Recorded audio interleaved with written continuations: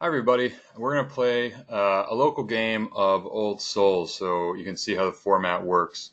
If you're not familiar with Old Souls, it's a Magic the Gathering format that uses only cards that have been printed on old frames that are modern legal. So I did a video on the deck tech for these two decks, and I have a video explaining uh, the format, how it works, the rules around it. And I'm going to play a game just locally on my machine so you can get an idea for how it works, the type of card play. It's not so it's modern legal, but you're not going to get turn 2, turn 3 wins, infinite combos. And the card pool is relatively small, but it's not overpowered. It's really well balanced, and it's pretty fun to play. So we'll just get started here. It's two decks. I'll run through them really quickly, but you can watch a prior video for more of an explanation. The first deck is a variant on Red Deck Wins. It's a Goblin deck that uses pump abilities to overpower the board and win. Some card advantage or some board advantage with lightning bolts. And then Goblin Grenade's really your finisher here, where you're trying to kill your opponent in the last 5 points of damage. So you're trying to get them down as quickly as possible, and then blast them with a Goblin Grenade or two. And then there's things like Siege Gang Commander if you need a little extra push over the hill, and then some card advantage with Browbeat. There are a lot of great cards that are available in this format. I don't think people realize that there's some really powerful cards that were printed pre-8th edition.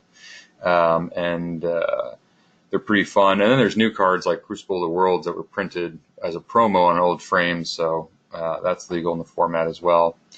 The other deck is a black control deck where we are essentially trying to remove all threats and then just do standard issue beats. So we'll get into this, but there's some neat cards like Necrotal and Faceless Butcher work great in this deck. Removal spells, and then some hand disruption and more removal. And then the fetchies are legal in this format as well. Sideboards we'll get into if we need to, but let's get the game going here. So shuffle, draw. Let's see what we get here. Okay, the shade's okay, but the rest of this is all lands. So let's mulligan that. Ravenous Rats, Dark Vanishing. This hand isn't amazing, but it's not horrible. And it's pretty close to horrible. Let's give it a shot. Let's see where Scry is. We'll push that to the bottom. Most of these decks play things that are 2, 3, 4 mana, so you need to have at least 2 or 3 in hand to have a good to start off strong.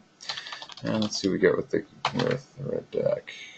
Raging Goblin, Pile Driver, cool. 3 lands. So we'll just kind of ramp into some beats. So this will be fun.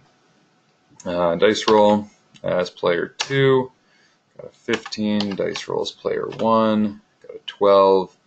If I'm priority here, I'm definitely going to play.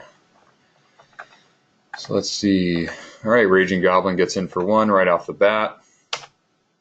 And we'll get a draw. And then we're going to pass the turn. I'm not going to run through this, the different phases. I think we all know what's going on here. Cool. Next turn, Raging Goblin and Goblin Pile Driver. Hard to beat that. So get some strong beats in next turn. Black turn, untap. Let's do a 2-drop with Ravenous Rats. So opponent discards a card. What would I get rid of here? Probably get rid of the Mountain, to tell you the truth. And pass the turn. Draw. Oh, that Mountain would be really nice now for Goblin King. Maybe I should have gotten rid of the Coat of Arms. I probably should have done that. Oh well. So this is a tough call. You swing with Raging, and the Pile Driver gets some good beats in, and lose the Raging Goblin. I think you just go for it and get some extra damage in. So we'll do blocks on the Pile Driver probably. right? Of course, we'll block the pile driver. So we take 1 hit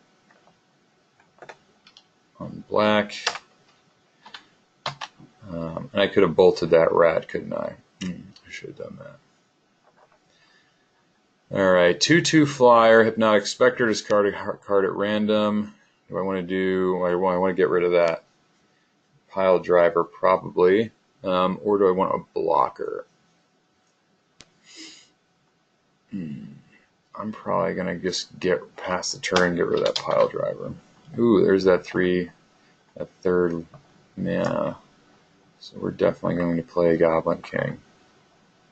Goblin King doesn't have haste, unfortunately. Do run Bad Moon in the sideboard for Goblin King because it gives all other goblins Mountain Walk. But there's not tons of non-basic lands in this format, so it's just sideboard for now. And I think we'll just we'll pump, right? Plus and plus, and we'll swing, and that's going to be what, 4, that's 6. But I'm going to get rid of the pile driver. Pile driver's dead, and so we just take 2. Draw black. Let's see. Removal and a body. Card draw. I think we probably want a body here. I'll put 2 bodies in. And Festering Goblin. Festering Goblin's just great removal, and it should take care of that Raging Goblin if it attacks next turn. Okay. Draw. Okay, cool. So let's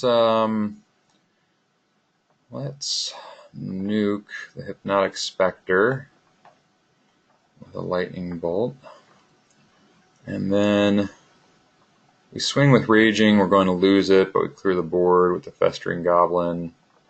I think we'll do that. So block, -1/-1. They both die. And then next turn we'll be able to swing and hopefully drop some other goblins. The grenade is a sorcery, so we don't have any combat tricks with it, unfortunately. It would be really nice to be able to play around with that. Let's get a bigger body. We're going to lose some life with this card because it's if you don't know Graveborn Muse, it's a 3/3 for 4. It's a zombie spirit. You can see the text here. At the beginning of your upkeep, you draw a card for each and lose 1 life for each zombie you control. So we'll get some card advantage. We need to speed things up here a little bit, and we got a good blocker. Okay, 4 mana. Drop another Goblin King. So we got 2 3/3s now.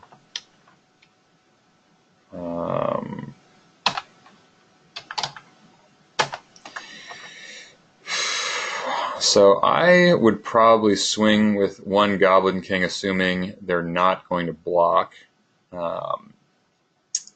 which is what I would do. I would not block. I would take it and then start to get the card advantage, even though there's some additional life lost here. So that's 1, 2, 3, and then pass the turn, draw, and then draw again and lose 1 life, and that is all good. So we'll put that swamp into play, and then we'll drop these other 2 creatures. This Knight of Dusk is a sweet card. It destroys target basically target creature blocking Knight of Dusk. So next turn we'll be able to pump the Shade and kill anything that tries to block us. At this point, I can kind of live with or without Graveborn Muse. So we'll leave that untapped and see what they would feel like doing for attacks next turn. All right, Mog Flunkies. Solid card in this deck. It's a 3/3 for 2 that can't attack or block alone. Goblin grenade fodder when we get down. So this can pump to a 3/2 and kill one of our Goblin Kings. This can kill one of our Goblin Kings. And this can't. So do we want to attack or not? Or we want to wait? Because if we get a 5th mana next turn, we're going to get Coat of Arms out, and we're gonna be rolling with 5/5s at least. I think we'll probably pass the turn.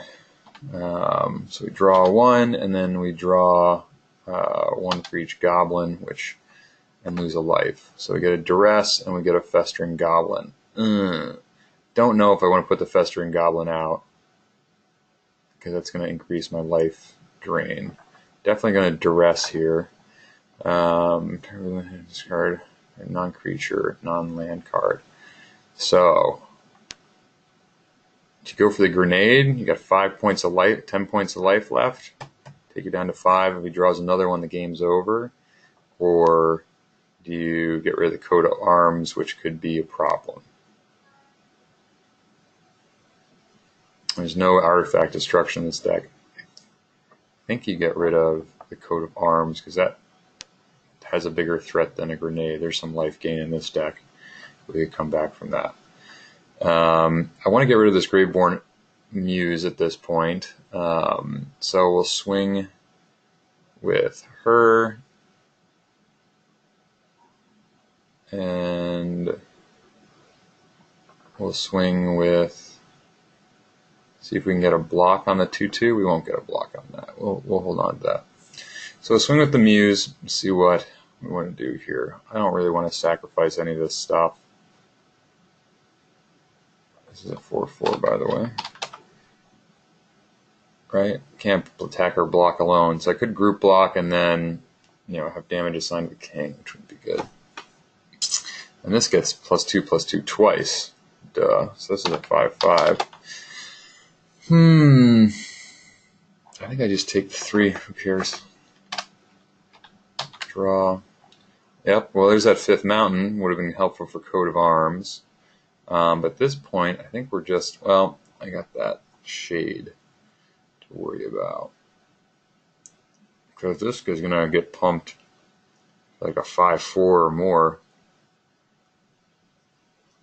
If I open up,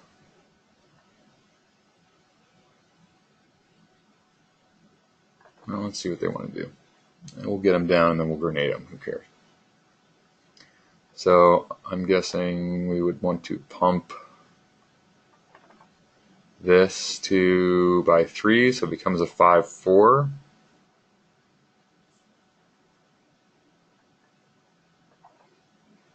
(6/5). 7/6. We'll block the flunkies, and then we take 6. And the game is over.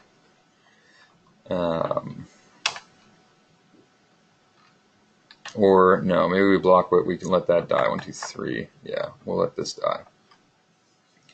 So next turn. So yeah, so we're not going to grenade yet. We'll wait till the next turn. All right, back on black. Draw 2. Lose a life. Vicious Hunger. How can we get this to die? I think we're going to do some shenanigans. So we'll attack with the Muse. We're dead next turn, basically. So I think we just, Vicious Hunger's 2. So 5. So this becomes a 7/6. So 7/6 and 3, that's 10. Right, 7. And we'll drop the Goblin for a block. We're at 6. Oh, it's a fucking sorcery, isn't it?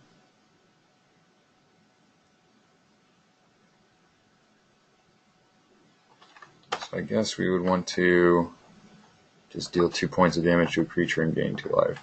So 2 to one of these, nothing happens. Get a removal spell. Okay, untap, draw.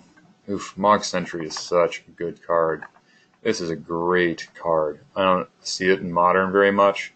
If it had haste, it would just be so broken. It is an awesome card. The second you try to kill it, it pumps up to a 3/3. So if you're using like a Disfigure or a Vicious Hunger, it just stays around. And you try to do it again, and it's going to pump another 2. It's a cool card. Counter spells and all that just gets bigger and bigger. Anything you play during your opponent's turn, this thing just becomes a big beater. And then this is actually a 3/3 with the Goblin Kings. So I think we'll just swing 6. Block 1, take 3. 1, 2, 3. Right, and then Goblin Grenade and red deck wins. Cool. Well, that was a closer game than expected. Shade is really good. I might add another Shade to this deck. It's a 2-drop for 2/1. It's good early. It's good late. It's good mid-range. Let's just see what we would have drawn into a blackmail. That would have gotten rid of our grenade. That's what would have been really useful. 2 blackmails. And then the assassin would have been not so good. So yeah, that's a game of mono black control and red deck wins. Equivalencies or similar types of decks. That mono black control deck is actually kind of geared towards a mono black devotion deck that I've played in Modern a lot, and I just really like that a lot. So yeah, this is Old Souls. Again, all cards that are pre 8th edition that are Modern legal. I think the format's got some interest, is really interesting. It's very affordable. It's got some really fun cards in it. And I also think we're due for a time spiral, time shifted sort of series where we could get a bunch of older cards become Modern legal. And every time there's a reprint, like we had a bunch of reprints of in Dominaria and other formats, more cards become legal, so the pool is always growing, and Wizards could do some really cool things, especially if they decide to release a set based with cards with older frames, like Time Shifted. We could see a big blast of new cards into the format. So yeah, let me know what you think in the comments below. Like and subscribe if you want to see more videos, and I'll put the more. I might play a few more games with this and record those as well, and show you some of the other decks I've made. So thanks a lot. Have a good one.